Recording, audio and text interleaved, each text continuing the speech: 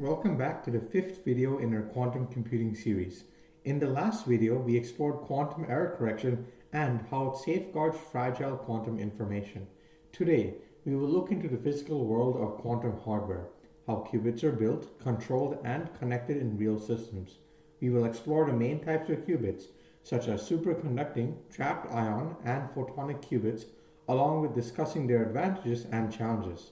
By the end of this video, you will have a solid understanding of these physical underpinnings of quantum computers and the general engineering hurdles researchers face in making them scalable and reliable.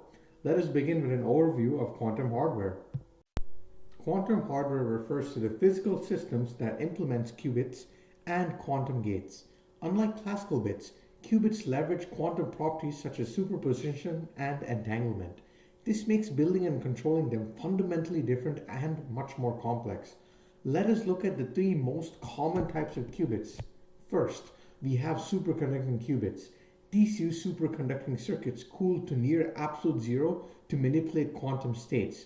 Their advantages include fast gate operations and relative compatibility with existing semiconductor technology. On the other hand, their challenges include needing ultra low temperatures and they suffer from short coherence times or quantum bit stability. Moving on, we have trapped ion qubits. These use individual ions trapped by electromagnetic fields manipulated with lasers.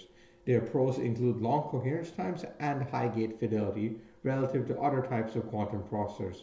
Their cons include slower gate operations and scalability issues due to ion trapping limits. Finally, we have photonic qubits. These use photons or light particles as carriers of quantum information.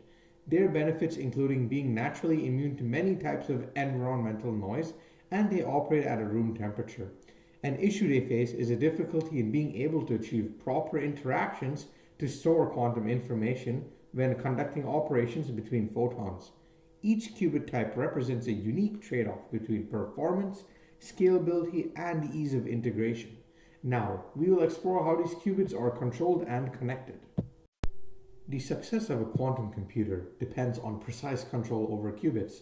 This involves initialization, where we set up qubits to a known state, such as the zero state. Then we have gate operations, where we manipulate qubits using quantum gates to perform computations, quantum circuits, and more generally, quantum algorithms. Finally, we have quantum measurement, where we read the final state of qubits and extract the results classically. There are some challenges in controlling qubits though. These include decoherence, where qubits lose their quantum states due to interactions with the environment, such as from noise or vibrations.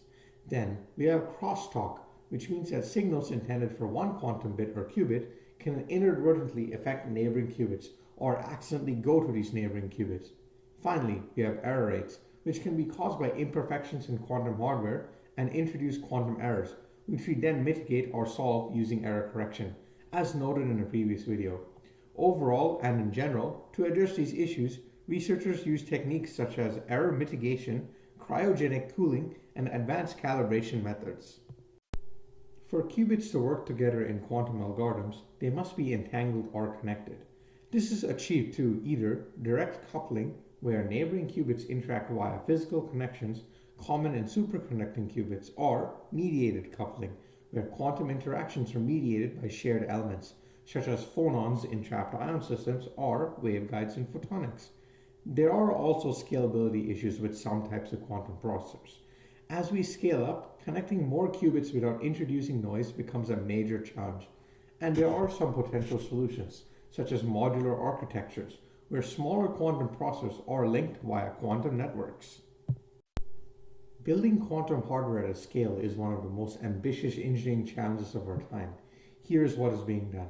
People are working to improve the quality of qubits, where we enhance coherence times and gate fidelities through materials research and better quantum qubit isolation techniques. Work is also being done to scale up quantum hardware, where people are working to develop modular quantum computers and error-corrected logical or quote-unquote perfect qubits. Finally, people are working on hybrid quantum systems, where we combine different types of qubits to leverage their strengths, such as superconducting qubits for computation and photonic qubits for communication, or using classical computers in line with quantum computers. Overall, quantum hardware is rapidly evolving, with breakthroughs happening every year. The race is on to build systems of millions of qubits and achieve these ideal fault-tolerant quantum devices for these many practical applications coming up in both the near term and the long-term future of computing. In today's video, we explored quantum hardware, the foundation of all of quantum computing. We discussed different types of qubits, the challenges of controlling and connecting them, and the exciting advancements shaping the future of quantum systems. In the next video, we will bring everything together to discuss real-world quantum applications and their impact on general industries in fields like cryptography, optimization, and machine learning. Thank you very much for watching, and see you next time.